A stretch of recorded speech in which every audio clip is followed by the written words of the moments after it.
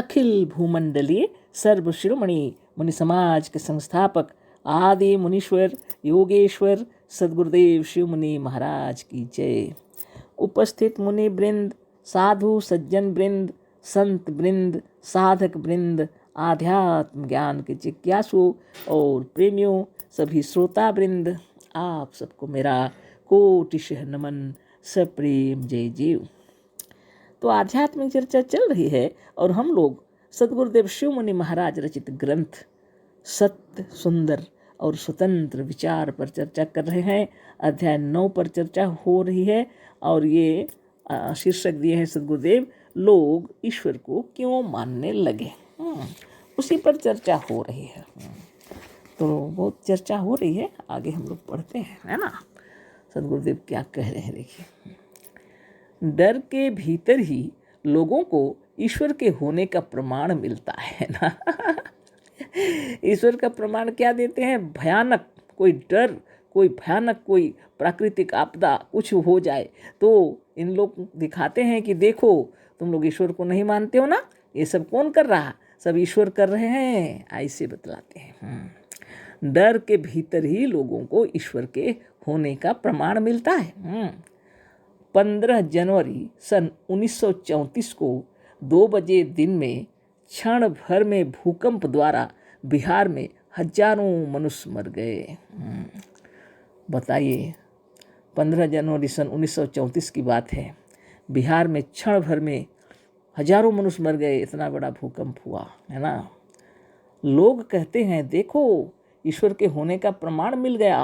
अब बता रहे हैं लोग, देखो देखो बोल रहे हैं, ईश्वर के होने का ये प्रमाण मिल गया। हजारों मर गए, हजारों चोट से कराह रहे थे, लाखों मनुष्य बिना घर बार के हो गए, लाखों भूखों और जाड़ों से मर रहे थे। मनुष्यों को दया आई, उन्हें खोद कर निकाला, जख्मियों को मरहम पट्टी की, भूखों को भोजन दिया, नंगों को वस्त्र दिया, मैदान में पड़े हुओं के लिए झोपड़ी उठा दी। पर जिस कारण से यह सब कुछ हुआ था, जिसने इतनी बड़ी निर्दयता की, वह ईश्वर सिद्ध हो गया है ना, अथवा इस निर्दयता द्वारा उस ईश्वर की ईश्वरता सिद्ध हो गई, जिसे ईश्वर के अनुयायी ही परम दयालु और करुणा सागर कहते हैं।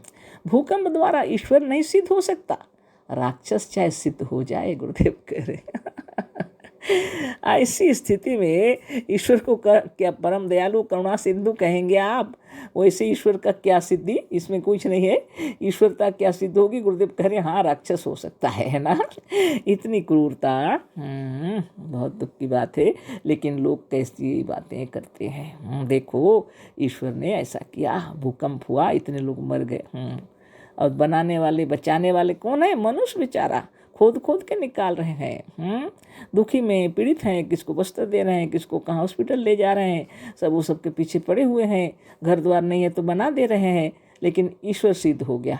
लोग कह रहे हैं देखो ईश्वर नहीं है कहते हो ना, लेकिन इतना बड़ा भूकंप किसने किया? सब ईश्वर ने किया है। अब गुरुदेव क्या कहते हैं, राक्षस चाहे सिद्ध हो जाए, भूकंप द्वारा ईश्वर नहीं सिद्ध हो सकते, राक्षस चाहे सिद्ध हो जाए। भूकंप द्वारा ईश्वर नहीं सिद्ध होता, अलबत्ता यह सिद्ध होता है यदि सचमुच कोई दयालु ईश्वर होता तो ऐसा भूकंप न होने पाता। सचमुच यदि कोई दयालु ईश्वर होते, सचमुच के होते, तो मनुष्यों के ऊपर इतनी आपदा विपत्ति क्यों आती? वो तो सर्वज्ञानी हैं, सर्वज्ञ हैं, सर्वव्यापक भी हैं, सब जगह हैं, तो क्या नहीं देख रहे थे? इतने सारे मनुष्य मर रहे हैं। बताइए, आप ही सोचिए। नहीं, सोचने का ताकत नहीं है। सब कहते बाप रे बाप, सब ईश्वर कराए हैं, इसी से तो सिद्ध होता है ईश्वर है। पर मनुष्य तो भय से ही ईश्वर की कल्पना करता है। मनुष्य तो केवल भय से ही ईश्वर की कल्पना करता है। अतः जिसे जितना ही भयंकर, क्रूर और बड़ा देखता है, उसे उतना ही ईश्वर मानता है। लीजिए, मनुष्य की वृत्तियाँ देखिए, केवल भय को ईश्वर की कल्पना करता है, भय को, भय से, है ना। वो जितना ही भयंकर, क्रूर और बड़ा देखता है उसे उतना ही ईश्वर मानता है। नदियों और समुद्रों की महानता और भयंकरता देखकर यही मनुष्य है ना यही मनुष्य जाति इन्हें भी ईश्वर मानने लगी थी। नदियों को, पहाड़ों को, सबको ईश्वर मानता है। समुद्रों को भयंकरता देख करके सबको ईश्वर मानता है। नदियों और समुद्रों की महानता और भयंकरता देखकर यही मनुष्य जाति इन्हें भी ईश्वर मानने लगी थी। ईसाइयों का ईश्वर आदि में जल पर ही डोल रहा था। ईसाई लोग कहते हैं कि उनका ईश्वर तो पानी में डोल रहा था। और सनातन धर्मियों का भयंकर समुद्र और सर्पों पर सो रहा था। और सनातन धर्मी कहते हैं कि हमारे ईश्वर तो भयंकर समुद्र के अंदर सर्प के ऊपर सो रहे थे। सो रहे थे ना सोते हैं पता नहीं और बड़े बड़े झंखाड़ वृक्षों और पर्वतों को देखकर उनमें ईश्वर की कल्पना की गई। विशाल वृक्षों को ना देख करके डर जाते हैं लोग और ईश्वर की कल्पना करते हैं। आग को निर्दयता पूर्वक जलाते हुए देखकर उसकी भयंकरता और महानता ने उसे भी, उस जड़ अग्नि को भी ईश्वर बना दिया। आग की निर्दयता, आग निर्दयता पूर्वक लोगों को जला डालती है। उसको भी लोगों ने ईश्वर बना दिया। यदि वह ईश्वर होते तो लोगों को क्यों जला डालते? जीवित लोगों को बचा लेना चाहिए ना। ऐसी ऐसी बातें हैं। अब बताइए ईश्वर को कैसे लोग मानते हैं। बहुत बड़ी बात है। अब जलाकर राख कर देता है तो उसको आग को ईश्वर मान लिया। सूर्य की महानता और उसकी भयंकरता ने उसे भी ईश्वर बना दिया। सूर्य की महानता और भयंकरता देख करके उसको भी ईश्वर बना लिए। क्रूरता, भयंकरता और निर्दयता में ही लोग ईश्वरता का स्वप्न देखते हैं, है ना क्या करें बताइए। क्रूरता, भयंकरता और निर्दयता में ही लोग ईश्वरता का स्वप्न देखते हैं। जब कोई मर जाता है तो कहते हैं राम नाम सत्य है। बताइए, जब कोई मर जाता है तब लोग कहते हैं कि राम नाम सत्य है, उससे पहले नहीं। एक आदमी को उसने निर्दयतापूर्वक मार डाला। एक आदमी को उसने निर्दयतापूर्वक मार डाला, है ना। बस राम सिद्ध हो गए। कोई मर गया, क्या कह रहे हैं? राम नाम सत्य है। ओ, उससे पहले कुछ नहीं। किसी ने मार दिया और इसको ले जा रहे हैं शमशान तो बोल रहे हैं राम नाम सत्य है। वह बेचारा मरना नहीं चाहता था, वह राम के घर जाना नहीं चाहता था, पर राम ने उसे जबरदस्ती निर्दयता पूर्वक खींच लिया। लीजिए, वो बेचारा मरना नहीं चाहता था राम के घर जाना भी नहीं चाहता था, लेकिन ईश्वर ने जबरदस्ती उसे खींच लिया। अब बताइए, बस राम की ईश्वरता सिद्ध हो गई। तब लोगों ने कहा ईश्वर ने खींच लिया, अपने पास बुला लिया, ईश्वर ने उसको बुला लिया, है ना। तो अब कहते हैं क्या? राम नाम सत्य है।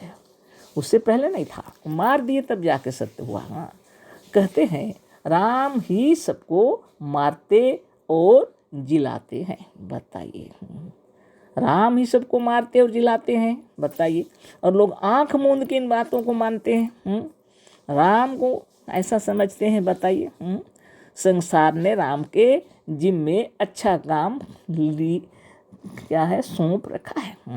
गुरुदेव क्या करें संसार ने राम के जिम्मे अच्छा काम सौंप रखा है। इन असंख्य और अनंत मनुष्यों के अनंत और असंख्य जन्मों के असंख्य कर्मों का हिसाब रखना है। हिसाब रखना और उसके अनुसार नरक और दोजख में डालकर सबको भूंजना भी राम ही के जिम्मे है। बताइए, हाँ, ये ऐसा काम दिए हैं उसको। सबको कौन कितना कर्म किया है, अच्छा या बुरा, उसके हिसाब से स्वर्ग नरक देना और भूंजना। ठीक है, लिखे हैं ना। कढ़ाई समेत तलते हैं मनुष्य को, फोटो ऐसा ऐसा बना के रखे हैं, स्वर्ग एक अलग और नरक एक। बताइए, ये राम क्या करते हैं? देखिए, राम क्या है? एक आफत है एक आफत है। गुरुदेव बोल रहे हैं, कितने लोगों ने अपनी देवी या ईश्वर का रूप भी महाभयंकर माना है।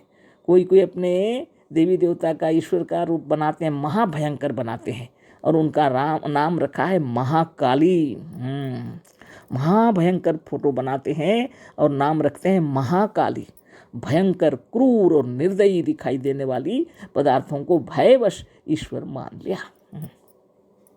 जितना भयंकर, जितना क्रूर जो दिखलाई पड़ेगा, उसको इन्होंने भयवश ईश्वर मान लिया। बताइए आपके विचार क्या हैं? सोचिए आप, ऐसी बातें चल रही हैं। विद्वान होने पर यही मनुष्य विचारता है कि यह ईश्वर नहीं हो सकते, पर मनुष्य का डरने वाला स्वभाव उनको सर्वथा ईश्वर से अलग नहीं होने देता और किसी न किसी रूप में ईश्वर को मानता जाता है। जब विद्वान हो जाते हैं, समझदार हो जाते हैं, तो अंतरात्मा से ऐसी आवाज़ आती है, ये से ईश्वर कैसे हो सकता है। लेकिन भयवश ये फिर किसी न किसी रूप में उसको मानते जाते हैं। अब वह ईश्वर को साकार ना मानकर शून्यवत, निराकार, निर्विकार और मन बुद्धि से परे मानता है। अब लीजिए, है ना, कौन इतना सवाल जवाब करेगा, है ना। तो जितने लोग सवाल जवाब करते हैं तो छोड़ो, बोलते हैं ईश्वर को कैसे देख सकोगे, वो तो निराकार है, शून्यवत, निराकार, निर्विकार, मन बुद्धि से परे मानता है। तो कल फिर इस पर चर्चा होगी। मन बुद्धि से परे ईश्वर को मानते हैं तो कैसे देखे उन्होंने, पता नहीं। अशेष धन्यवाद, कोटि शह नमन। सदगुरुदेव शिव मुनि महाराज की जय। सब प्रेम, जय जय।